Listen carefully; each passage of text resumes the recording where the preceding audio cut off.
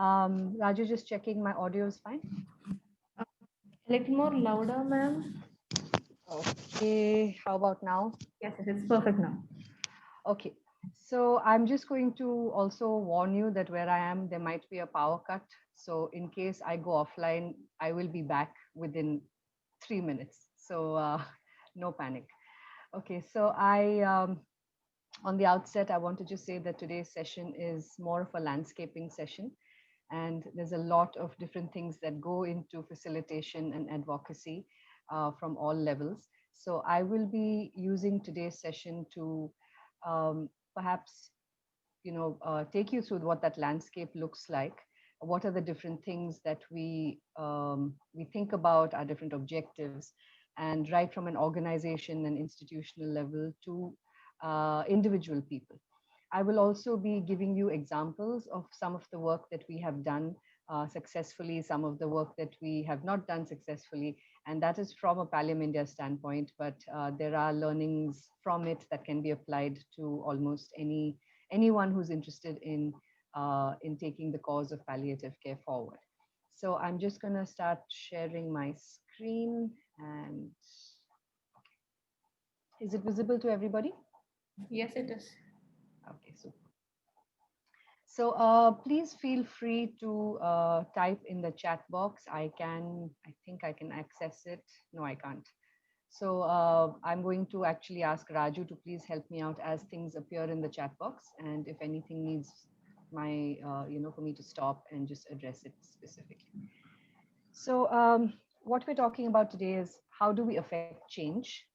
And the first thing we need to do is assess the landscape that we want to change. So I'm going to ask you this question.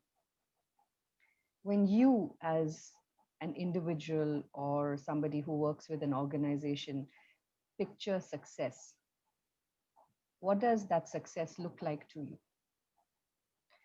Some of you in the early part of Aarohan, we had done a goal setting exercise, and many of you had mentioned that the reason you've signed up for this program is because um, you have several ideas about what are the changes that you'd like to see either in your community or either in your own access to care and things like that. So today I'm just going to ask you to keep this question aside and think about it a little bit. What does success look like to you? And I think I can, Raju, I think I can access it. Okay. The other question that I want you to think about is, given the current situation, with the current situation, are you pleased with where you are? Are you concerned about how things are? Are you discouraged? Or are you encouraged? Some of us I know are angry at some of the injustices that we see around us. So what does success look like to you? And how do you feel about the current situation that we are in at the moment? Raju, please let me know if there's anything in the chat. Yes, Dr. Ajayan? Yes, Madam, in the current scenario, our old logo, that means high tech and low tech should be changed as high tech and high tech.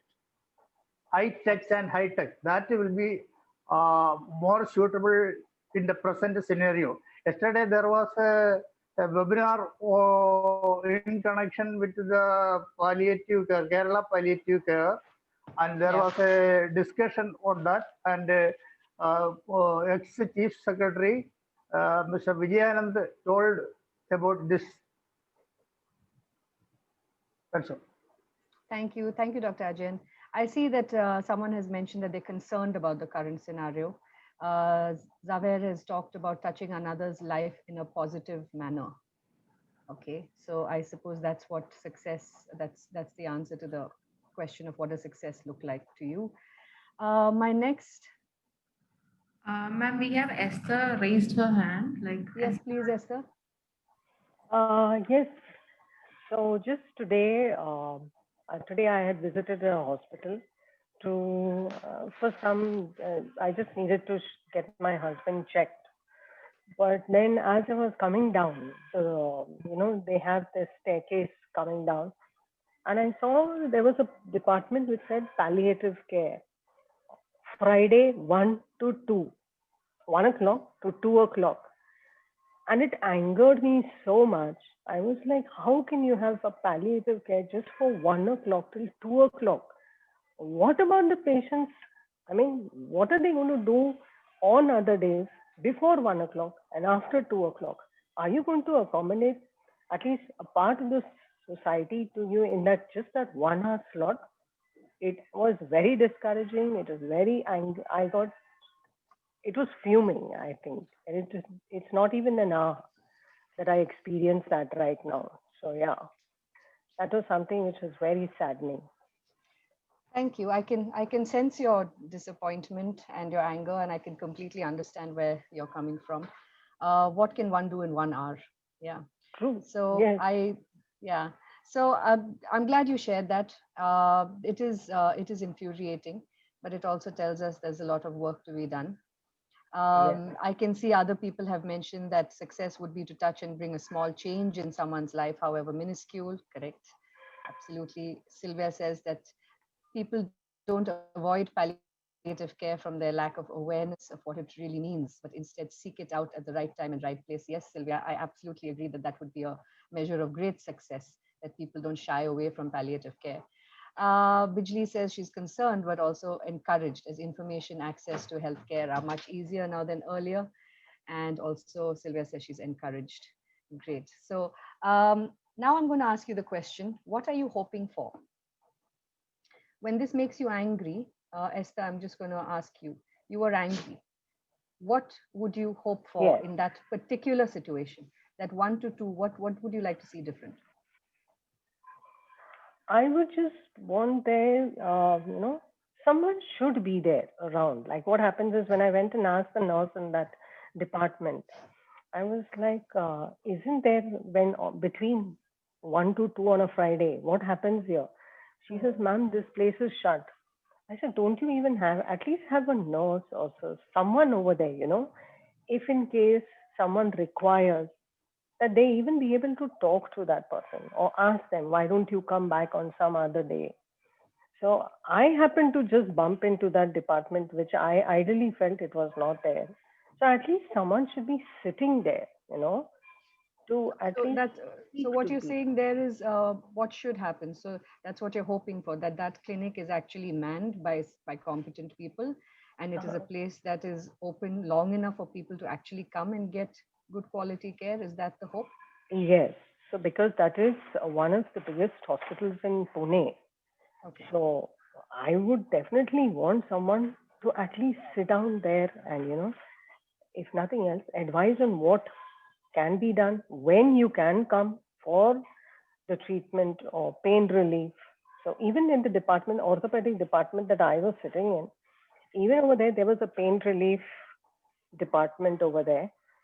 There also, it was like Saturday, 9 to 10, pain relief available. So every time I saw something like that, I was like, what happens? First of all, I know what pain relief means because we have attended so many sessions. But a regular patient will not know there is something which is known as pain relief.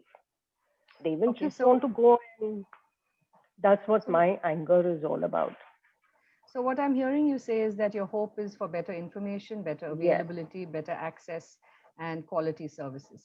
Okay. true. So some of you have also mentioned other things in the chat box, which I will not go into detail right now. It's available for everybody to see.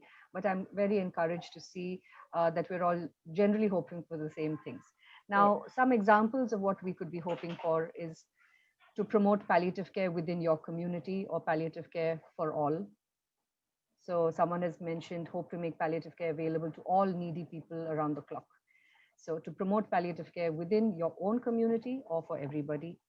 Some of the other things could be that you're hoping for a country with universal access to quality hospice and palliative care. I'm just putting these things down. Maybe you've thought about them in different words.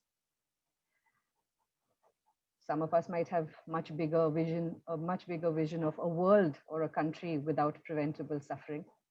maybe something we cannot achieve in our own lifetimes, but that's what the hope is, that in the future, sometime it will be a world where preventable suffering is not something someone has to live with. And, or it could be something as personal as your own friends, family, and community having access to quality services.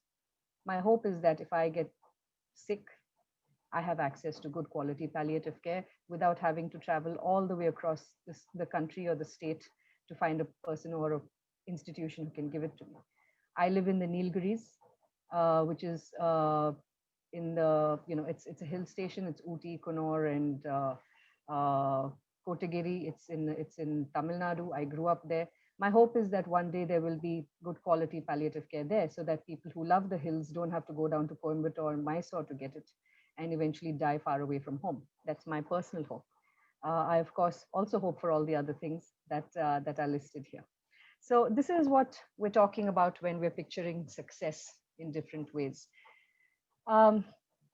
Before we go any further, I'm going to put forward a swear jar. Now, we sometimes do this with children, that there's a jar kept in the house, and every time the child uses a word that they should not be using, or says something that they shouldn't be saying, you put 5 rupees in the jar from your pocket money. That's called a swear jar. So that basically becomes a deterrent for you to not use these words again. So I'm going to put up some words today that I want to be in. These are the swear jar words that I want you to keep in mind. The first is political will. Okay, and I'll tell you why these are swear jar words.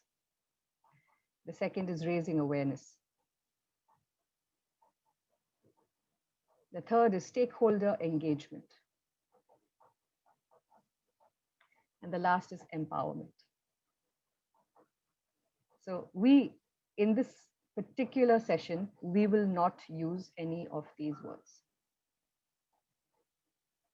Now, why will we not use any of these words? Is because I don't really know what someone means when they say raise awareness or political will. These are very big, nebulous ideas. When someone says my mission is to raise awareness, I don't know what that means. But if you break it down to specifics, I will make sure that every college-going student in this particular institution by the end of this term will know what palliative care is. That's a specific. I will make sure that my housing colony where I live, I conduct a workshop and I tell them what is available in the area and how they can access it, and the fact that palliative care is not just end-of-life care. That's a specific. So raising awareness, too broad. Political will tends to be the scapegoat of things that we, oh, there's no political will for this. So it becomes, again, one nebulous idea. Stakeholder engagement is a very popular phrase. If I ask you what stakeholder engagement means to each of you, what will you say? Please go out there and do some stakeholder engagement. Will you know what to do? You might have an idea of what to do, but it'd be better if I can be more specific and say, how about we go and contact this journalist and ask her to write a piece about palliative care? How about we go to this home where there are a lot of people with issues related to aging. Let's go talk to them about what they want to know, what is the kind of care that they hope for. That's stakeholder engagement. And empowerment is my personal favorite word to hate, because empowerment, we all use this word, but what does it mean to empower somebody? And the word empowerment in and of itself is a word that brings in hierarchy. It means I have more power than you. It means that I have the ability to give you a voice, or I have the ability to raise you up. There is a hierarchy. I don't think personally that maybe people, they need a platform, or they need a strategy or skills to be developed in order to speak for themselves, which is pretty much what Aarohan is about.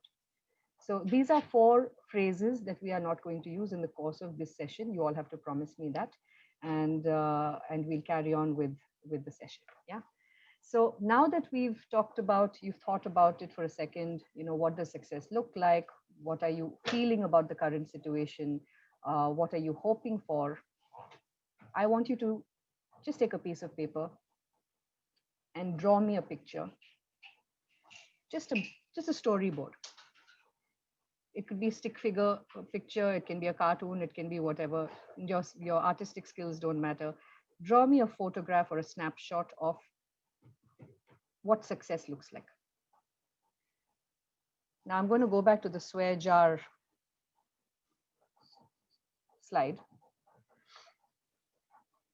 And if any of these things is what success looks like to you, I want you to draw me a picture that actually shows this. Now, I cannot take a picture of political will, but I can take a picture of a minister signing, giving his approval on a document that passes, that passes a directive that palliative care should be made available in this state. I can draw a picture of that. That's political will in action. I can draw a picture of a nurse attending to someone in their home and giving them good quality palliative care. I can draw a picture of somebody giving, doing a sensitization program with students. That's raising awareness as well as stakeholder engagement. So draw me a picture of what success looks like to you in one little frame. I very much like Mr. Murali's picture, a sad face becoming a smiley face. I'm sorry, I can't see everybody's everybody's screens, but that's lovely. That's success. So you don't have to share it with me. This is more for you to, put down on a piece of paper something concrete. It could be an ambulance pulling up in a remote part of your city, which earlier did not have access. Okay. You can even say, it could be a picture of someone giving you a check for funding to get a project. Sylvia, what does that say? What does the speech box say?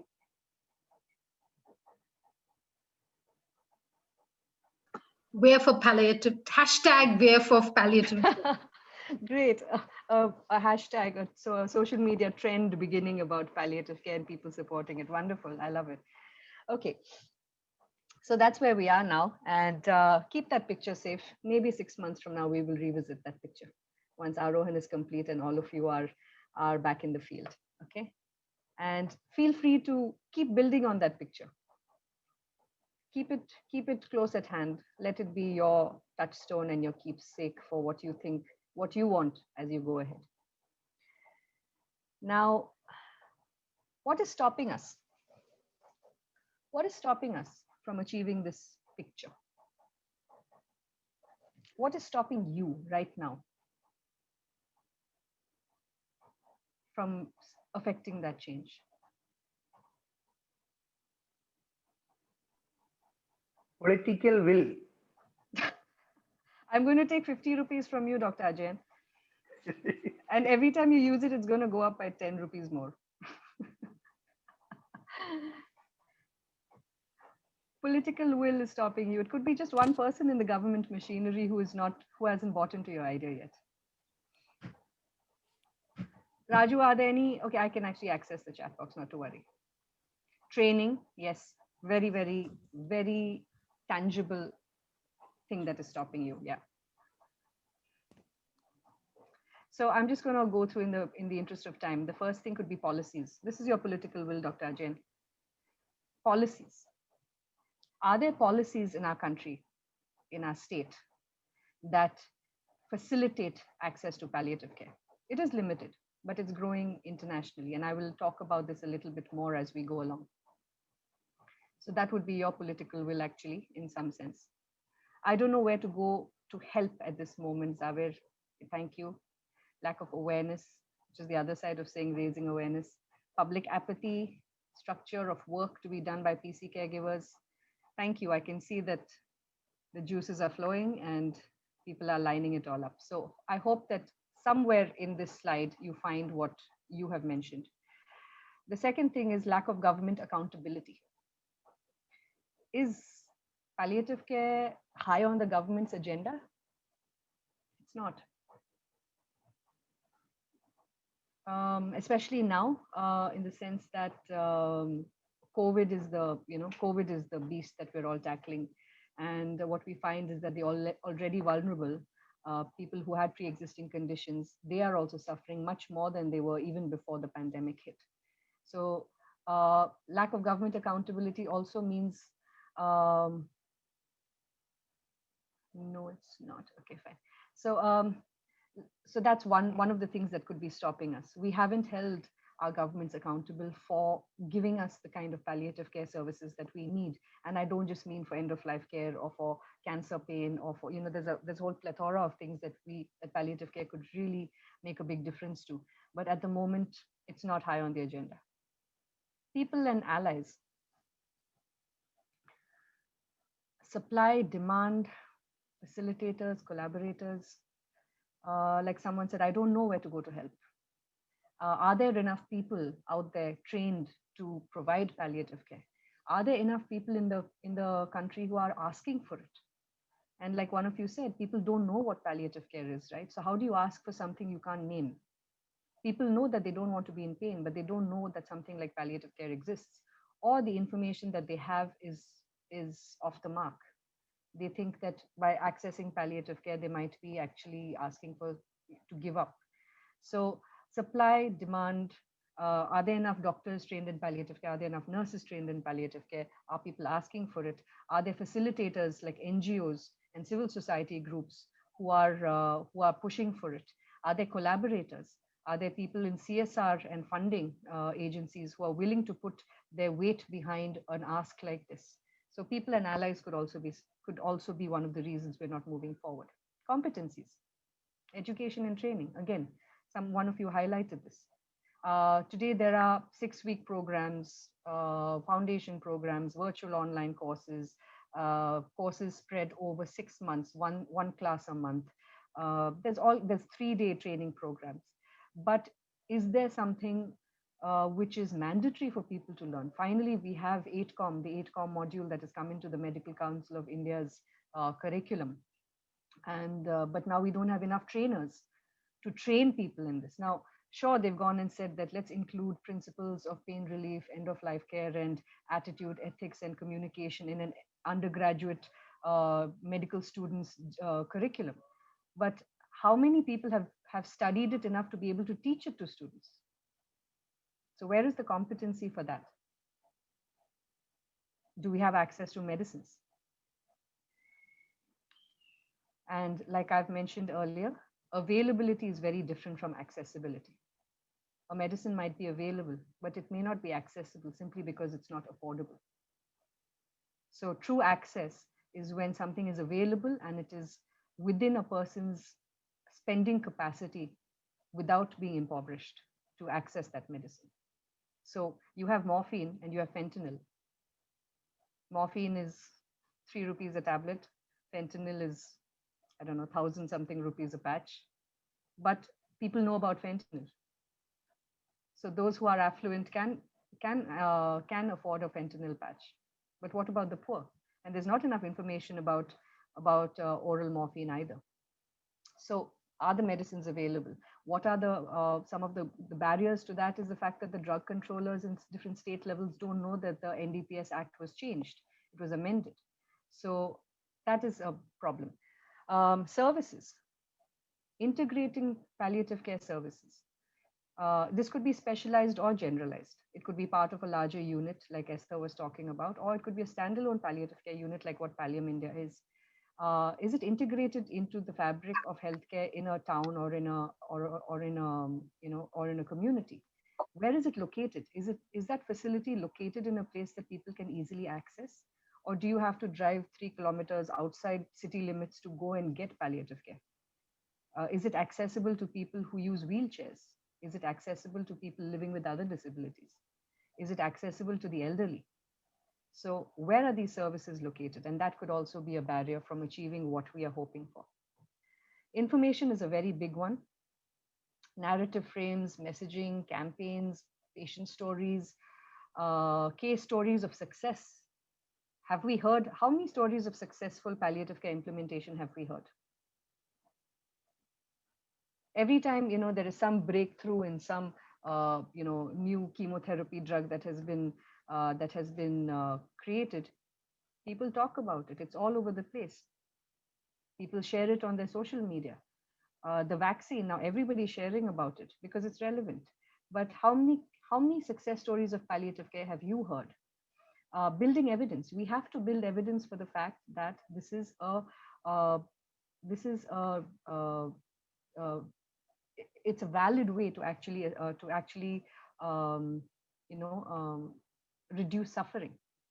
A lot of people think that palliative care is like a soft science. It's any doctor can do a 3-day training and he can become a palliative care physician. There's a huge amount of skill that is required to be able to make those ethical decisions when somebody is that sick. You have to be trained to involve the patient and their families in shared decision making, in setting goals that are not only what you think as a medical practitioner are relevant, but also what is in line with their values and preferences. And that takes communication skills. So, and knowledge share.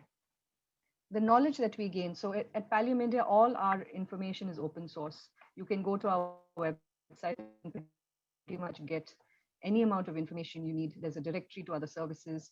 There are resource toolkits that we've put up. It's simply because we think that this knowledge that we have is too precious not to share freely and openly with everybody.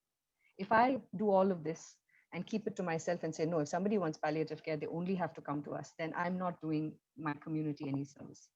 And also measurements. If you've done something good, you need to document it and you need to measure the extent to which it has been effective. Because if it's not measured, it is not done. There is no evidence that it took place. So whatever it is that you're doing, whether it's in your own capacity or whether it's in it's along with an institution or an organization, monitoring, evaluation, documentation, evidence building, all of that is very important if we want palliative care to be taken more seriously. Financing. As we all know, financing can be a big barrier. Financing is of different kinds. It's donor-based, it's private, beneficiary fees for service. And of course, this is where government accountability also comes in. Health budgets from the government. So for that, you have to make a case for investment. And you have to, why should the government create a budget for palliative care? And it's us. We need to make a case for it, because everybody else is building a case for why the government has to spend on X, Y, Z. Are we making enough of a case for that? So these are some of the things that could be stopping us from achieving success. And when I say we, I'm also looking at it from the larger organizational objective standpoint of Pallium India. So for some of you, some of this may not really make a lot of sense at this point, but if we want palliative care to be accessible for everybody and for that sad face to turn into a smiley face everywhere we go, we need to remember that these are the building blocks. And true success equals all of these above coming together. Now, not all of us have to work on all these things, but some of us can work on one or two things. And once we pull all these different blocks together, that's what will take us where we want to go. But now, let's be optimistic. Now that we've identified the problems, we know where to begin. So it's not just a doom and gloom picture. Once we know what we're tackling, then we know where to start. What we really need is a large tent. We need to stop working alone in silos. We need to stop meeting the same palliative care people everywhere we go. And we really need to step outside our echo chamber and stop preaching to the choir. So normally when we have a palliative care based webinar, who signs up for the webinars? Other palliative care people.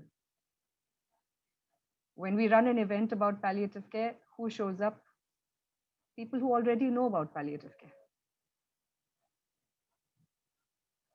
Who listens to us? Other people from palliative care circles.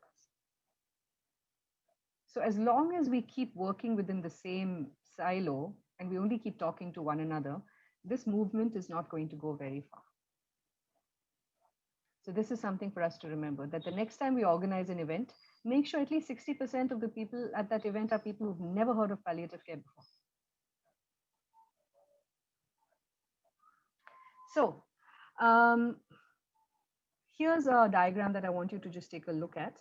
And also one more thing I wanted to mention, I'll just go back to this other slide. When we talk about accountability, I want to just ensure that we're not just talking about accountability on an external level. It's not just that the government is accountable to us. There has to be internal accountability amongst us. And what I mean by that is all of us in whatever role that we choose to play, whether it's as a civil society's advocate, or whether it's a program director of Pallium India, or if it's somebody who's a volunteer, we all have to be accountable within our roles. And we have to make friends with, we have to sort of understand that whatever role that we take is not all of those things that I talked about, to document it, to build evidence, all of those things have to be cataloged. We need to understand that there have to be systems. We cannot do things in a chaotic way and expect results.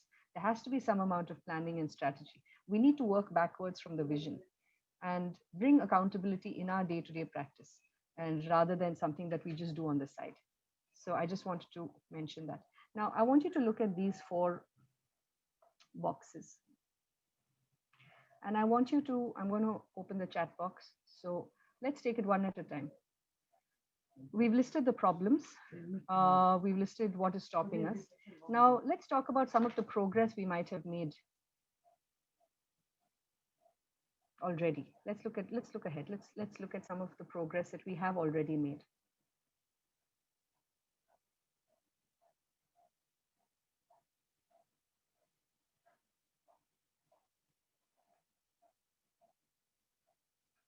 So have we made any progress? I would say the fact that our country has a national program for palliative care is progress. The fact that the World Health Assembly said that palliative care should be a response to COVID is progress. Aarohan-II Sessions is a progress. Yeah. Thank you, Sylvia. The fact that the Narcotic Drugs and Psychotropic Substances Act was amended in 2014, making opioids more accessible to people, is huge progress. The fact that 8Com has been included in the medical curriculum is progress. Never mind, we'll train the trainers, but it is progress. It has been recognized that a doctor has to study these parts. So these are just some. Now I'm aware of palliative care. Absolutely, for every one new person who becomes aware of palliative care, that's progress. You might go and talk to your families about it. Yesterday, maybe your friends and family thought, this is boring stuff, this is irrelevant stuff, this is depressing stuff. Today, maybe they come and ask you a question. Hey, tell me something more about palliative care. That's progress. Now, yeah, actually, introduction of 8Com is forcing doctors to read up. Yeah. So what are some of the possibilities? What are the possibilities open to us?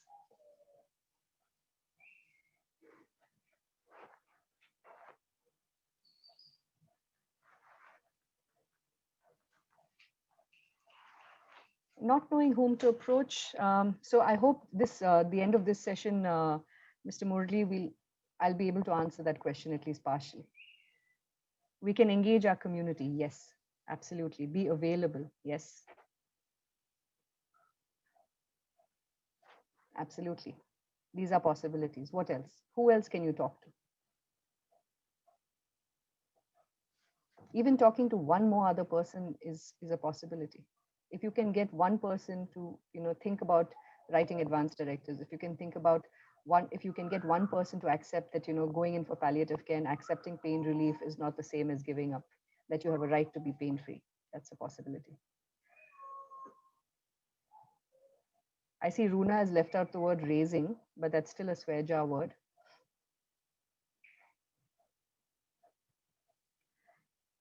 Getting more people involved from doctors, nurses, corporates. Petition to local governments, absolutely yes. So yeah, think about the possibilities. The possibilities are endless. I'll give you a very out of the box idea that we're toying with right now. And we wanted to, well, we have some traction or in Ladakh, and Ladakh is historically not an easy state in terms of geography and things like that, or even access. And today we are in talks with somebody who is possibly going to help us with community engagement. And do you know who those people are? It's a snow leopard trust, people working for snow leopard conservation. So how strange is that? So I'm just saying the possibilities are endless. Why are they interested? Because they're deeply invested in their community. So nothing concrete has come of it. So let's all hope for the best. But these are the people who are going to put us in touch with those who can help on the ground. So that's what I mean. The possibilities are endless. Think out of the box. It doesn't have to be the same route. More awareness talks, lectures in colleges or schools, so that more and more people should be aware of it. Yes. And don't ever underestimate how powerful young people can be. We tend to shield and protect them from things that we think are difficult topics, but they are some of the most powerful advocates. And remember, they are the ones who are, going to outlive us, and they have to carry the baton forward. So we actually had a conversation on one of our alumni groups, and the response we got was tremendous, not just from people who are our vintage, from the 90s and 80s, but also young students who wanted to know more about palliative care. And we had the headmaster of that school reaching out to us and saying, hey, can you come and do one workshop with the 11th, 12th standard students about palliative care and sensitize them to it? So anyway, possibilities are endless. Look into your alumni networks, look into your work networks, look into your community networks, and see how you can get people to engage more with you. Include this topic along with moral studies, absolutely. Okay, now I want you to, once you have stated the problem, you've reviewed the progress, you understand the possibilities, you have to prioritize. We can't do everything all at once, we'll burn out. So amongst the various things, sorry, did I miss a comment? Purnima's comment. I seem to have missed it, Sylvia. Where is it? Structure of work. Is that one? Structure of work to be done by palliative care caregivers? When I tell unrelated people, they listen but don't show any curiosity. Sorry, repeat that. When I tell unrelated people, they listen, They listen, but they show don't show any curiosity.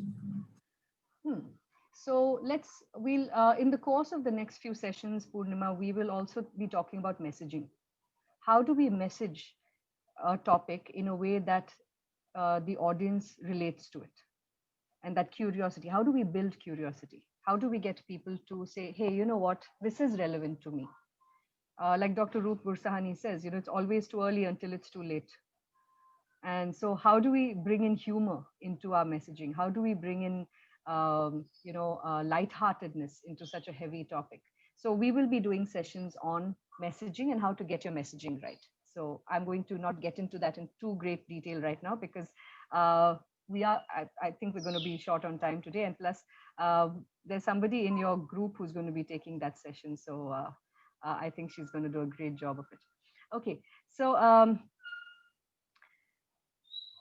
okay, so now that, like I said, we've stated the problem, we've reviewed the progress, we're looking at the possibilities ahead, we need to prioritize. You have to prioritize what is important, what is within your capacity. And, so the thing is, if you start out with something that is achievable, you're motivated to achieve more. If you start out trying to achieve the impossible, then you get demotivated. So small goals, short-term goals, achievable goals, just like what we do in end of life care. Let's do it for our campaigns and advocacy also. Do something small. Don't say by the end of the year, I'm going to make sure that everybody in my building has an advanced care directive. It's not going to happen. Instead, set yourself a smaller goal. So when you achieve that goal, you feel happy about it, and then you build a groundswell and you build momentum. One of the things that I had mentioned in my notes, and now that you're talking about, is coherent communication. How do we coherently communicate what we're trying to say? all these words. And I know, Sylvia has been a part of a firm that has really helped us with our messaging. And I think she can vouch for the fact that we spent months trying to disentangle our message. What does suffering mean? What does health related suffering mean? What does palliative care mean? What does terminal mean? Should we be emphasizing death? Doesn't that take away from life? So these are the kind of conversations that happen over and over and over again. So getting our communication to be coherent is step number one most of the time. And maybe you want some local company to donate, to make a donation, to become a recurring donor to a palliative care service that you know. Maybe that should be your goal for the next 6 months. Go up to them and say, okay, for your CSR, why don't you try donating to these people? And here's why I think your money will really go a long way. Like, so we've actually broken it up into what does it cost, treatment cost for one person in palliative care for 1 month. If you break it up so you're not asking for big chunks of money. You're saying, if you donate 5,000 rupees, these are the number of patients who will be supported by it. These are the number of people who will get, that's medical cost for 10 patients. That's food kit cost for 20 patients. So get people to start becoming recurrent donors, things like that. Okay. Now, advocacy planning. So some of you have already mentioned in the chat box, we don't know who to approach. So let's talk about this. Who is who in the advocacy landscape? Who is who can actually help in facilitating better palliative care? Firstly, the question you need to ask is, who is impacted by the issue? Who is impacted by the issue? Next question is, who has an impact on the issue? Okay. I'm sure in your minds, you already know the answer to these two questions. Who is impacted by the issue? All of us. Not just the people who are currently living with a life-threatening or life-limiting condition. At some point, we will all be carers or will be in need of care. My family might need it. My mother might need it. My grandparents need it right now. Who has an impact on the issue? Policymakers, decision makers, doctors, nurses, teachers, media. Media has a huge impact on the issue. Okay. So when you start listing this out, then you ask yourself, do they agree with one another? Do they agree? Do they see the issue in the same way? And then the question you need to ask is, how much influence do each of these people have?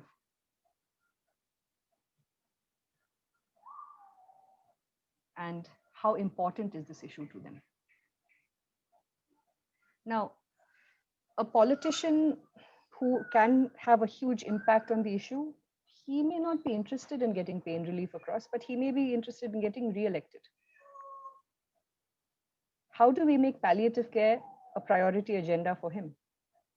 If he brings quality palliative care services to his community, chances are that people will vote for him out of goodwill because he's actually done something good for them at an affordable cost. He's made sure that, there's a clinic, there's a primary health center where people can get cared for by trained people. He's insisted on it. So how do we make the issue important to them? How much influence do they have? Now, this is just a broad strokes. I'm going to make it a little bit more specific.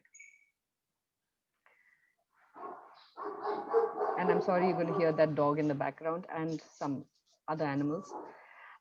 So I've just put down some people who I think, well, from an organization standpoint, who are the people who are impacted or have an impact. Now, this is just a very brief list. You can also add to this journalists, spiritual leaders, social media influencers, politicians, of course, drug control bodies at the state level, whoever. The list is endless. You can just keep adding to it. Now you need to see then, do they agree? How influential are they?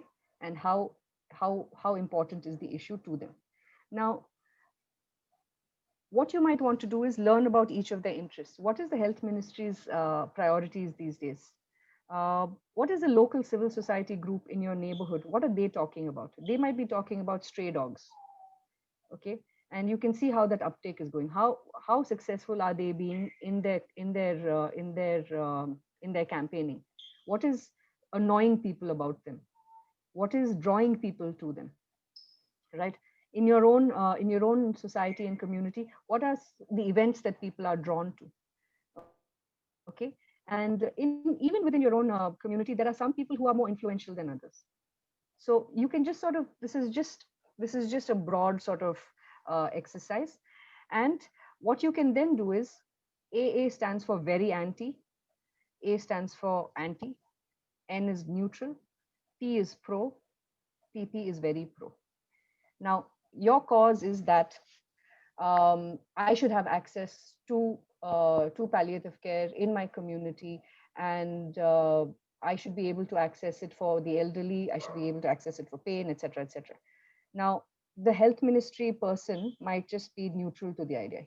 He doesn't know enough about it, or he might be anti it because it goes against his agenda, because he's trying to promote chemotherapy and other more high cost interventions for the local hospital. So he might actually, I mean, when I say health ministry, I also mean at the local governing body level and stuff like that. How influential are they and how important is it? H, M, and L are high, moderate, and low. They're highly influential, they're moderately influential, they don't have much influence. And similarly for how important is the topic to them. Now I'm going to take you through a quick exercise um, where we draw out this map. It's called a power map. And a lot of people use it in corporate settings and stuff. I'm going to ask you to apply it now to advocating for palliative care. Okay, so on the left you see influence, low, medium, high. Bottom you see attitude, very anti all the way to very pro. Sorry. Now, if you take all of these people on the list that you've created, where do they fit? Insurance agencies and pharma are very influential, but they're very anti you. Ministers, social media influencers, journalists, they are very influential, but they're neutral. They don't know anything about your cause. Mid-level bureaucrats, maybe anti you, don't know. I mean, I've just randomly placed all these different people. Civil society advocates are pro you, but they may not have the kind of influence they may not have the kind of influence that a politician or a bureaucrat may have, but they have some amount of influence. Patients and caregivers who are neutral because they've never heard about palliative care. And then there are patients and caregivers who are very pro, but their sphere of influence is a lot lower. So if you just sort of place everybody on this map, you get a more visual picture of who you're dealing with and who your stakeholders are. Now let's take this a little bit forward. That same map, that's where your opposition is. High influence, anti you. This is where your allies are. High influence, very pro you. Your champions, these are your champions. They could be from the political cadre, they could be from the medical fraternity, they could be from civil society, they could be just somebody you know who is a childhood friend of yours, who has a lot of influence and really understands your cause. It could be a politician who had a personal experience and someone he loved died in excruciating pain. Unfortunately, beneficiaries and rights holders usually fall in that bracket in the bottom right.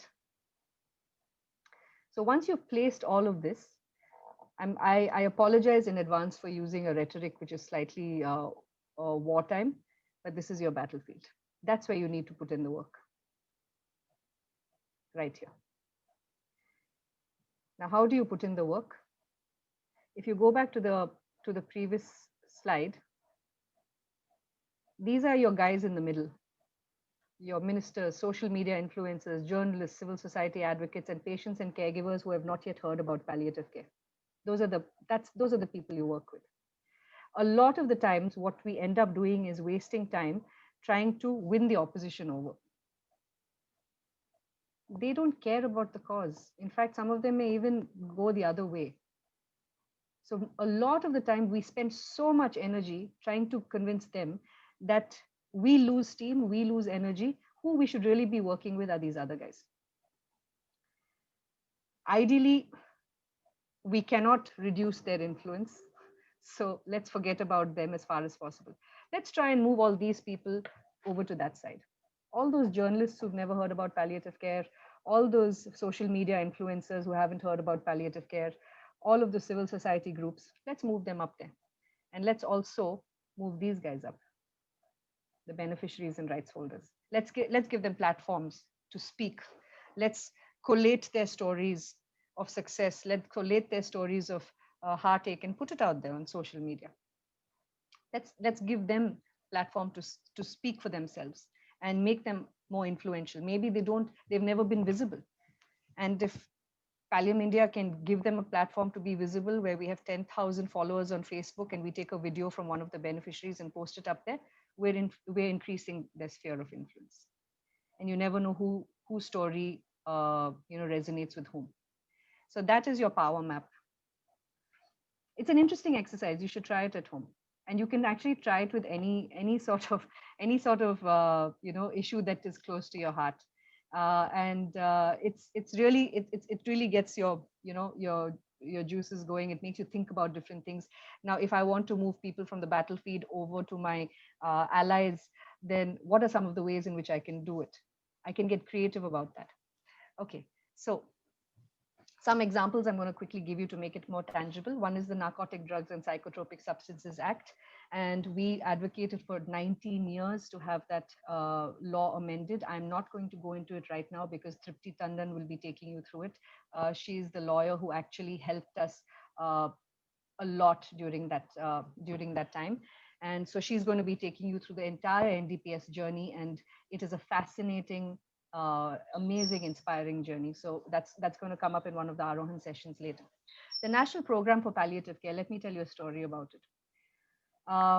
Dr. Raj and a few others had been pushing for it for a long time. And it was, there were challenges, there were difficulties, there was not much buy-in at that point. So I think he was at one of the World Health Assembly side events in Geneva, and he saw the then Principal Secretary for Health, Dr. Keshav Desiraju, and he saw him floating around. He went up to him, he invited him to a panel discussion that he was speaking at, and he said, yeah, okay, fine. And then he showed up for it. And at that World Health Assembly panel discussion, Dr. Raj made a simple statement saying, here in this audience is a man who is responsible for the health of 1/6 of the world's population. What a terrible burden on his shoulders. And there is the national policy, national program for palliative care that we're sort of creating. And sure enough, came back to India, and that's how the National Program for Palliative Care actually took off and got traction. So it's about also, knowing how to be on your feet and be ready. And of course, Mr. Desi Raju is a wonderful human being. He's one of the trustees at Pallium India now. So from where to where? He's a strong advocate for palliative care now. I'm just going to take you very quickly through two other very quick ways in which we did this whole exercise of reaching out to people. One was harnessing media for demand generation. And here, our good friend Sylvia, who is part of the Aarohan crew. Sylvia, I'm going to let you know in advance that we're going to be saying a lot of nice things about you. So please be prepared for it. So sometime year before last, we started working very closely with the Practice, which is the PR firm that Sylvia is part of. And we sort of mapped out where we want to be.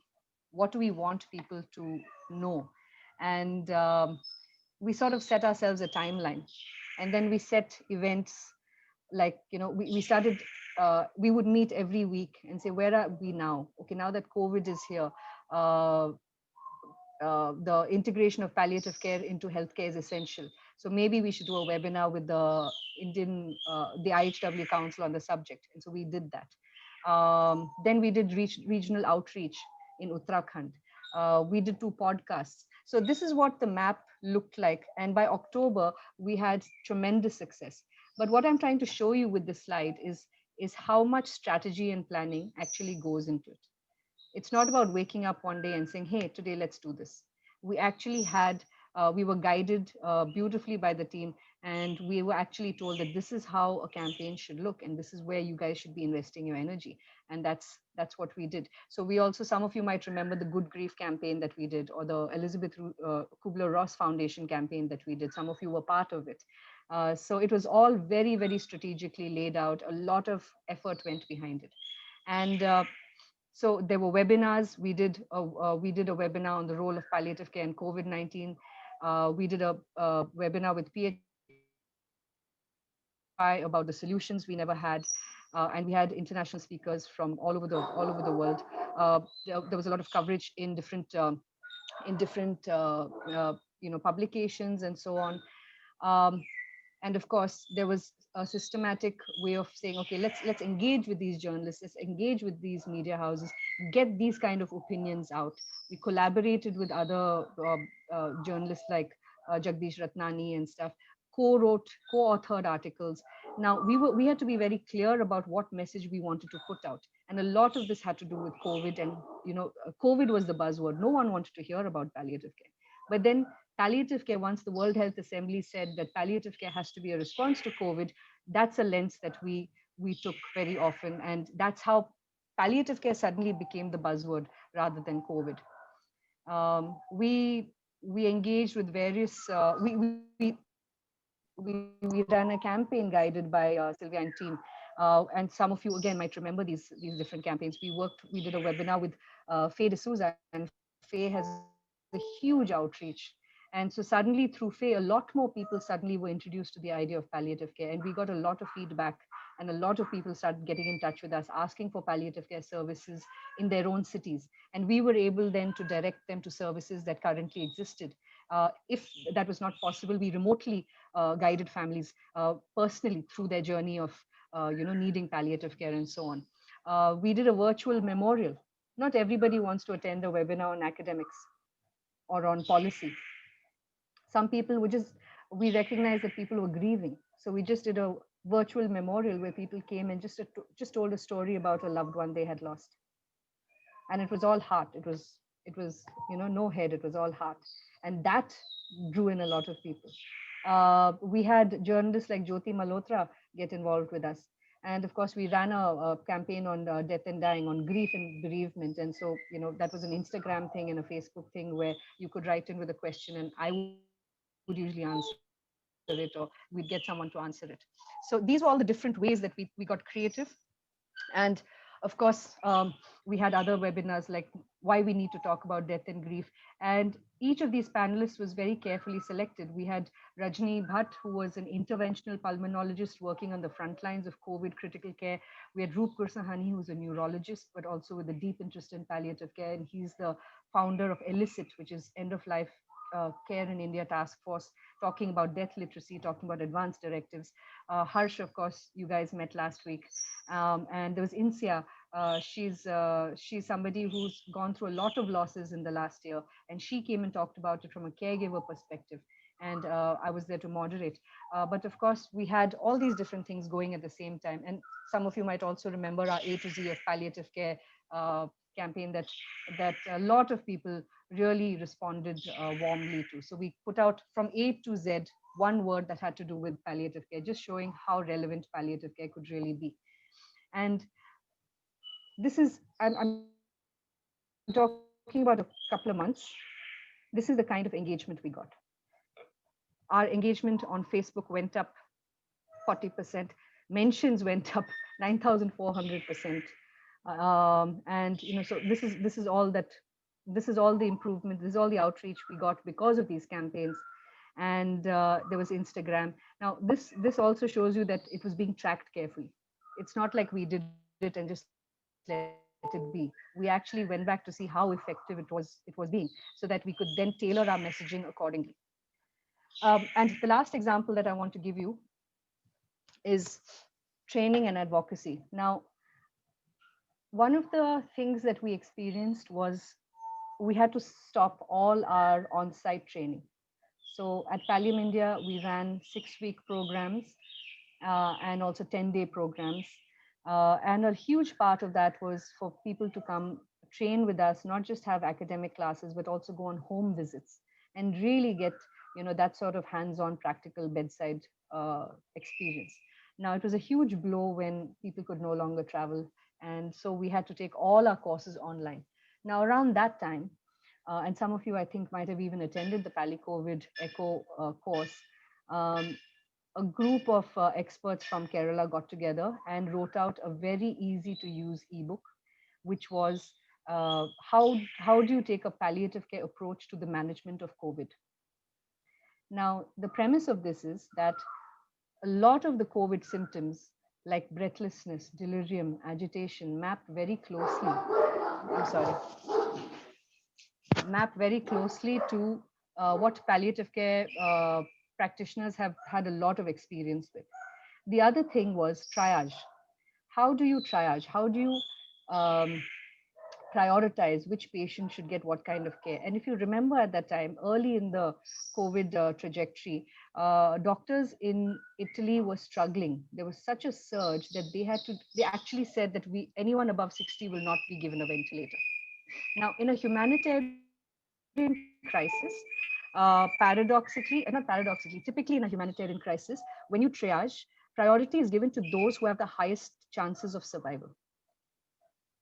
That is a disaster management sort of protocol. But that actually makes things much worse for people who are in need of palliative care, because you fall further down the chain of priorities. But then, of course, after a while, the Italian doctors realized that it was not ethically going down well with them. And so they reversed it. And so one of the things we talked about was triage and ethical decision making and goal setting. That was one subject. That was one topic. The second topic was symptom control, which was how do you manage breathlessness? How do you manage delirium? How do you manage restlessness and agitation? The third bucket we put in was communication. And we found that majority of healthcare providers worldwide were suffering from secondary trauma because they didn't have the words to converse or to interact with patients and their families, especially because the number of people who were dying and the rapid onset and quick decline, it was really not giving them the time to have those kind of communication. And first of all, they hadn't been trained in breaking bad news. They hadn't been trained in end of life communication, and that was something that was causing them a lot of distress. So we put in communication as one bucket. The fourth was end of life care. How do you manage end of life care? And the last was how do you manage your own distress? That's it. We put out those five topics. And the ebook, of course, had all sorts of really incredible algorithms. You can access it on our website. And so we created these webinars that people could watch, but then we started a flipped classroom where we would give everybody the resource toolkit in advance. And then all they had to do is come for these 1 hour for 5 days. And we took off the paywall. We said that this was our response to the humanitarian crisis, so we will not be charging a fee. And so people started coming for this. And most of them were people who had never, ever trained in palliative care before. And here are the numbers for you. By the end of, as of last month, we have trained a total of 1,190 people from 14 countries. And India, of course, tops the list. It's 1,109. And these are certified people who've completed the program. There were a lot more people who registered and attended just a few sessions that they thought were relevant. But in order to be certified, you had to attend a minimum of 3 out of 5. And these are the number of people who completed that certification. From India, you'll find that some of the states have a higher number. And that is because these states, Uttarakhand, Nagaland, Manipur, Kashmir, Ladakh, and Chhattisgarh, actually went on to issuing government orders directing their healthcare workers to come and train with us for this particular program. They found the value in it. And at this point, I want to just I just want to tell you a little bit of how this happened. For years, we had been especially states like Uttarakhand, and it's still odd for me to see these names up on the screen, because these are the states where up until COVID hit, we had no traction. We had no interest from these state governments. They did not want to know about palliative care. They didn't care about palliative care. We tried very hard with the NHM. We tried very hard with their drug controllers. We tried very hard with different champions. Yeah, a few would come, but by and large, these were the 6 states that really, I mean, not Kashmir, we had done some work, but these 5 states actually had no interest in palliative care. And so our program officers, Ron and Rajendra ji and Saima and a lot of these guys persistently went back to these people and said, okay, fine, you're not interested in palliative care, but you have a huge COVID burden on your hands right now. And here's a way in which we can train your healthcare workers for free. And all it takes is 5 hours. And it was a genuinely good program. So what we found that a lot of the healthcare workers who came for the training started saying really good things about it. So we collected the testimonials. And those testimonials were sent back to the the government, the people in the government and the decision makers.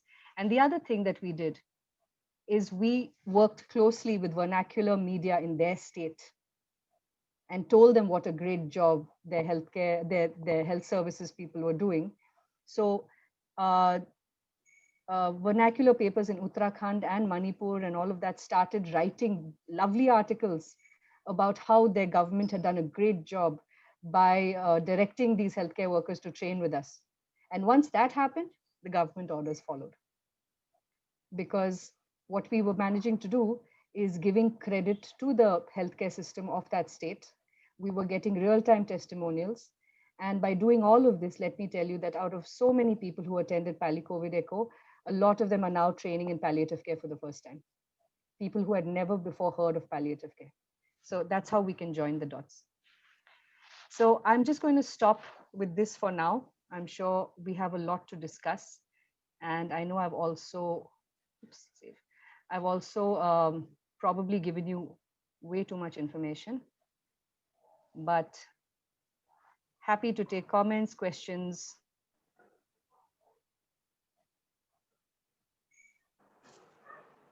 Ma'am, Yes. one question. Yes. Yes, ma'am. You gave lesser impact on political will. When I say political will is the first hindrance. Here in Kerala is the first state who acquired a policy, Kerala palliative care policy in 2008. For the last 13 years, you know that. Yes, For the very last well. 13 years, we have no access to morphine in our medical college, Trivandrum Medical College. In Pali India supplies the medicines for that. Pali India organizing OP in medical college. That is the piteous situation. That shows the importance of political will. If there is a political will, there then you give lesser impact. That's so why. when I said that we won't talk about political will, it's because it's a very large thing. Now, within, of course, political will is important, but who in that political machinery do we need to talk to? How can we get, so for example, if I go back to the example of Uttarakhand and Nagaland and Chhattisgarh, 3 states that up until last year did not want to do anything to do with palliative care or Pallium India. Suddenly, these were the states that started issuing government orders, not just 1 or 2, they've multiple orders. And today we've trained more than 300 people in Uttarakhand, a state which prior to this, we hadn't even trained 1 person. Now, it's because of we need to understand what is it that drives that person who is in charge. Why is he not buying into this idea that this is important? And yes, Kerala state policy was the first ever in a state, in any developing country. It was not just in India, it was the first state policy in any developing country. And I think there a significant role was played by the demand made by the community. The demand generation from the community in Kerala saying this is our right. We have a right to pain relief. And of course, that mobilized political will in that sense, because it's something that the people demanded also. Oral morphine is not available here in medical college. I understand that, yes. But we can focus on the problems also. It's not available, and there could be a whole lot of other reasons for that as well. I acknowledge what you're saying, Ms. Dr. Ajay. I acknowledge what you're saying. Yes, Pranabda, please. Pranav sir, can you unmute from your end? Yeah. Now it is audible? Yes, yes, Yeah. yes. So far I understand from your class, that now we are progressing to advocate palliative care, to introduce palliative care in all the states. But so far I know, I feel the cluster of NGOs, there should be a cluster of NGOs in a particular state, and that group of NGOs clustering will act unanimously for the uh, progress of palliative care in a community level and to the state level. And these, all the clusters, there will be some leadership like Pallium India, and I hope in this way palliative care can be accessible to more human beings. Thank you, Pranabda. I'd like to raise a particular point there, is that for a vision to be successful, and it has to be sustainable, and it has to be scalable. And it can only be sustainable when the ownership is with the community. Which is why when we work with different people across the country, the aim and vision is not to replicate Pallium India or to start a Pallium India facility here. It is to really identify champions. And I mean, like, for example, you're a tremendous champion, and we know how hard you work to get it to the underserved in West Bengal. So really, the role is of a facilitator.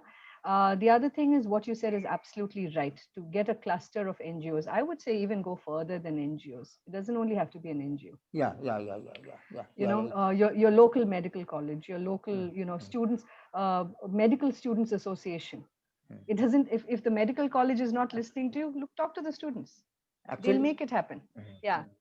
Actually, I was in the plan that we should go to each medical hospitals, government hospitals, private hospitals, and um, spread the that motivate the doctors for the healthcare professionals to the value of palliative care. This was our planning, but now during this trying time, we couldn't approach. This was my planning actually. I'm sure the planning will come to fruition soon. Thank you very And much. and I think there are and like we know that there are a lot of people abroad of Indian origin or even otherwise who have a deep sense of wanting to give back to their country and wanting to give back to their community. In fact, Pranabda, you know that we've recently been approached by somebody who works between Cambridge and Harvard, and she's of Bengali origin, and she wants to do something in Bengal. So now a bunch of us are meeting so that so because she's got a voice there. All of you are the people on the ground really doing the work. So so it's about shared strategy.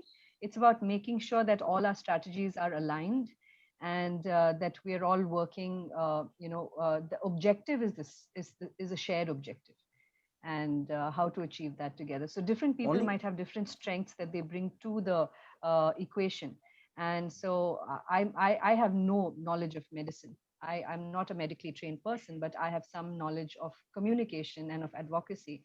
So that's what I bring to the table. But I will always rely on the opinion of Dr. Rajgopal or Dr. Sunil or various other doctors to say is what I'm doing in alignment with what is the capacity of the healthcare system to deliver. Am I pushing for something that right now the healthcare system does not have the capacity to deliver? So those kind of dialogues between different people involved in the cause are very important, so that they're not at loggerheads with one another. Actually, it will take some time. It will take its own time.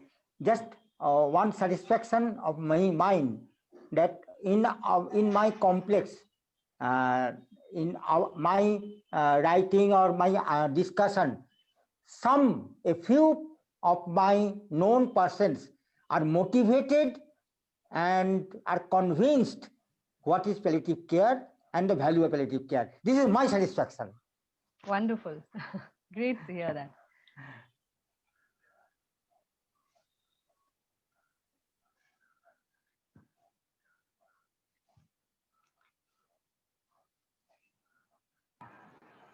one more thing, madam. Yes. Our government, there is no provision for financial support for these NGOs in the field of palliative care. That must be a first prioritized matter of one government. In a government system like Kerala, even now we have no financial support from these NGOs. That is also a hindrance. I'm sorry, I don't think I understood. So there's no budget to support NGOs. Is that what you're saying? Yes, no political support. Even now for Palio India, for the last 17 years, Palio India is working here. No financial support from the government system. We are making our own, or making finance by our own finance. With our own finance, we are working. Unfortunately, yes, that is the nature of the beast. Having said that, you've raised an important point. Palliative care has been brought under the NCD budget in most states. So while there's no separate budget for palliative care, there is a budget that can be brought that can be asked for under the NCD program. Now, what we have also done in the past is that money is released only when the state government asks for it. Now, very often the state government doesn't know what they're asking for when it comes to palliative care. So perhaps what you can also do is work with some of your local representatives, because what we typically do is, and we've done this with a couple of states in the Northeast also, where we've actually helped them draft the budget. Now, if you want to set up these services, if you want to do this much training in this year, if you want to train your CHOs, if you want to train your A&M and ASHA workers, this is what it'll approximately cost. Now that request has to go from the state government to the center, and that's how the money gets released. So you might want to study that a little bit, and we're happy to talk to you about how that is done. And you have to make the request for that money to come. And actually, we've seen the difference in what different state governments have asked for. It's vast. It's vast. It's gone from like a couple of lakhs to like a few tens of lakhs, depending entirely on what the state government has asked for and utilized. So currently now we're looking to do a massive training in Chhattisgarh in the coming month, because they've asked for 500 CHOs to be trained in palliative care. Now maybe that's the budget spend that is still left. So there are different things. So you could perhaps, one of the interesting things I was taught is the politicians and the high level, the high level guys will keep changing depending on who's elected. It's the middle level bureaucrats you need to make friends with. Those are the guys who oil the machinery. So build your relationship with the middle level bureaucrats. Do the work for them. Don't tell them to write this proposal. Write it for them and take it there and say, hey, you know what? This is the proposal. Do you think this is going to work? So build your relationship with the mid-level bureaucrats is a very, very handy piece of advice. Yes, please. Yeah. Taking up on what Dr. Ajay just mentioned about the involvement of the government in the funding, I think the flip side that I can see from past experience is that the government would want to have more control of the way things are run. And that's where there could be a conflict of interest, in the sense that we know how things work in our country. There's a lot of greasing the palms. Whenever there's funds involved, somebody wants a cut of the pie and things like that. So it might not be too great an idea to get them too deeply involved in this. The way we are working, if we could raise funds on our own through corporates and through more like-minded people, it might be an easier task than to get the government involved. At a later stage, they can come in when we have pretty good, control over how we are using the funds. Then they can't interfere too much, because when we go to them, the first thing they want to know is what's in it for them. Yeah. And that could be detrimental. Just a thought. No, absolutely valid point. Because ultimately, the goals and objectives are set by the people who finance you, and you have to be very clear about who you're getting financed by and whether it's in alignment with your core values. So, for instance, like I think Harsh mentioned it in the last session also, that in principle we don't accept funding from pharma industry or from tobacco industry and alcohol industries and stuff like that. And similarly, the agenda of the person financing you, if it's not in alignment with what your values are, then you have to rethink that. So you've made a very valid point that, uh, which is why, you know, doing your fundraising, approaching people who you think are more aligned with your values and stuff, it does give us a lot more ability to use the funds in the way that we would like to use the funds, rather than have that, you know, that pressure to say, okay, now that I've given you funds, you got to do what I tell you to do. That's tricky territory. Yes, you're right about that.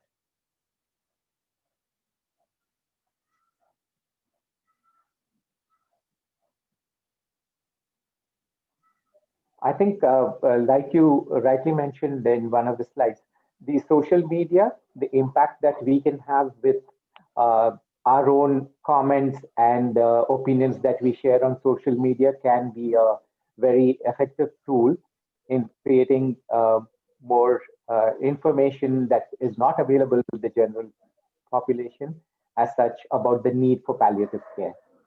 Like most of us have commented on chat, there's actually apathy to the topic. When we do bring up the topic, including people in the medical field, really don't come up with, oh, is that so? You know, it's not that kind of. It's a very general lack of interest in knowing about it. So I think it takes a bit of thinking out of the box, like you rightly mentioned, in trying to get them to be really.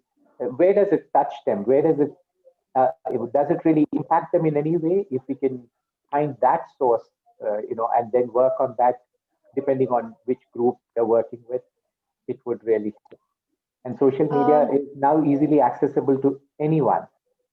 Absolutely. And I cannot stress the importance of talking about successful stories, stories of success, because palliative care is afflicted by this reputation of it being all about death and sadness and grief and bereavement, which, yes, that is a big part of it.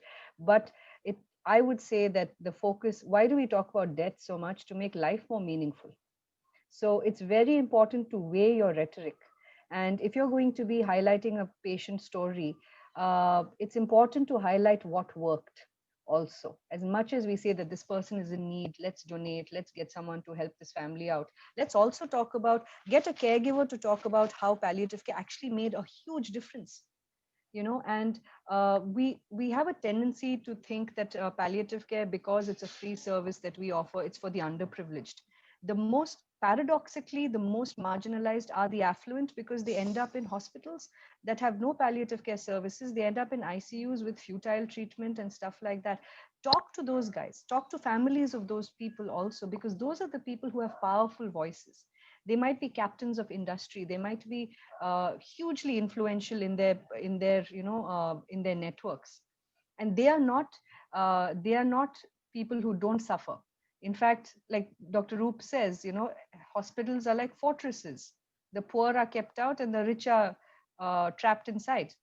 So they also have their stories. So while we advocate for those who currently do not have a platform to speak, let's also push those who do have a platform to speak to go and talk about it some more in their circles. And then that, you know, so when people hear it from them, someone who's not a palliative care advocate, someone who's not a palliative care activist, someone who's not a doctor, that they're more likely to receive that information. So it's important for us to remember that let's build evidence that palliative care works, and that it has a huge positive impact, not just on the physical, but also on the social, emotional, spiritual realm. Let's talk about the families that have been, saved from impoverishment because they got good quality care at home. Let's talk about those stories. I would say that's an important thing to focus on when you, plan your social media outreach in that sense. Just one thought more that LinkedIn is a part of the social media where some really influential people are involved, and they do write on and comment on these topics, and especially with healthcare and cancer care, you name it. And some of the best organizations that are working in the healthcare industry are also having their own page there. So unlike Facebook or anything, which is so totally, it's more personal stuff. Here, there is a group of people who are influencers and who also have are placed in good positions of power in organizations that can really make a difference. So I've started making comments on that, and it's surprising how well they respond to that. You know, they really, especially when I look at the Palom India LinkedIn Connect, I find that very few people are commenting. I'm sure in our own group here in this training session itself, there's quite a few of us who are on LinkedIn. I think if we could all start, chatting, if not with the others outside, within us, if we can start, I think the interest will grow. There's a huge, there are millions of people out there, and internationally we can, and like you said, there are many of our fellow countrymen and women living abroad in many countries. They would definitely want to give back to India. And if they can join hands with us, they can bring in so much knowledge, as well as uh, financial support will be easier for them to for us. So it could be a good tool to use.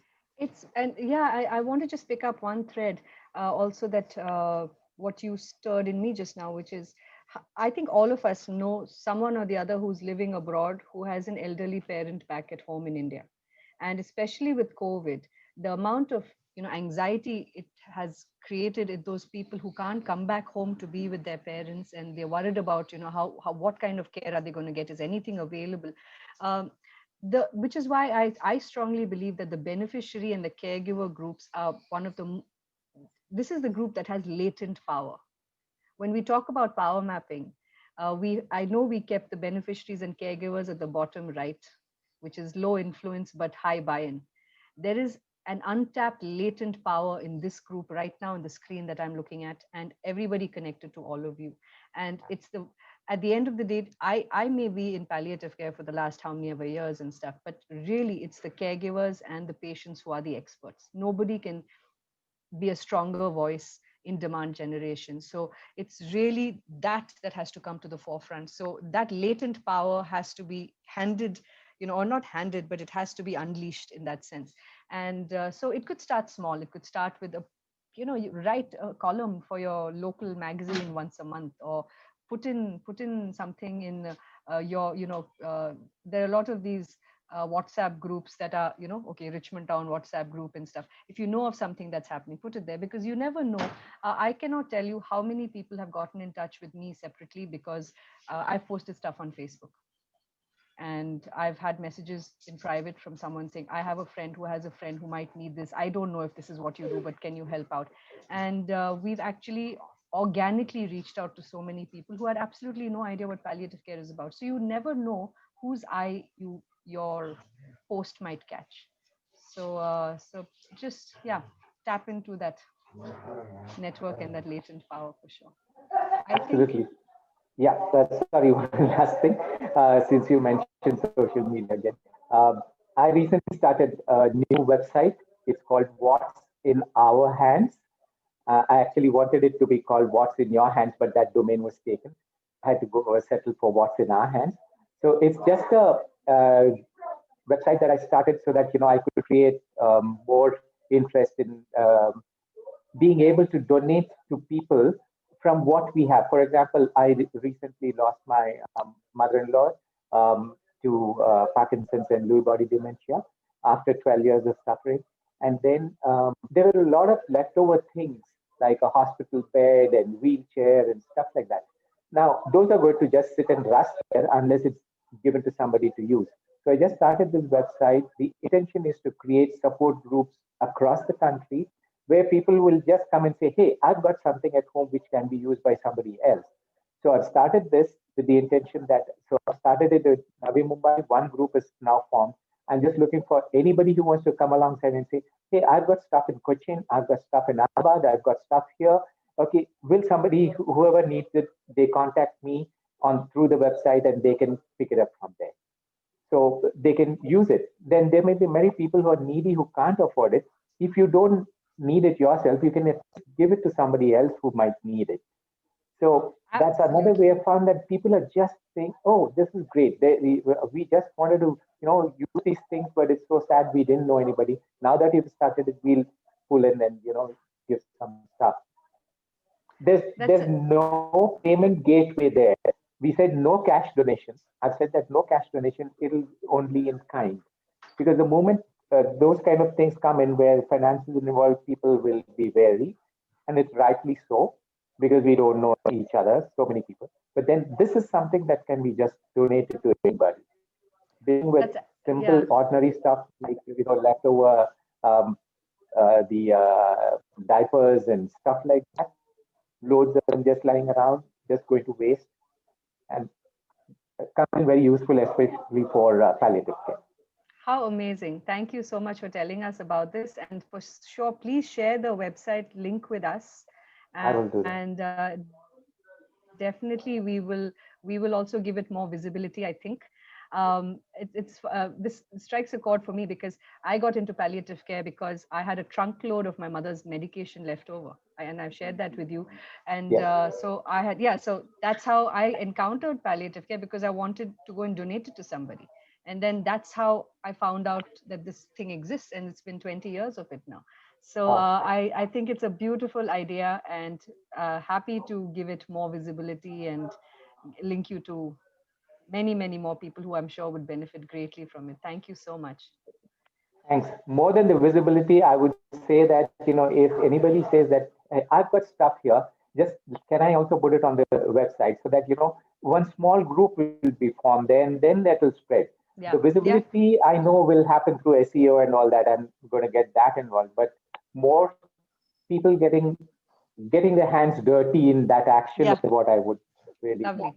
Absolutely. So wonderful. I think we're at the end of our time. So if there are any other questions and things, I'm happy to take them. I'm always around, so I'm not going anywhere. So thank you all for your time this afternoon, and see you again soon.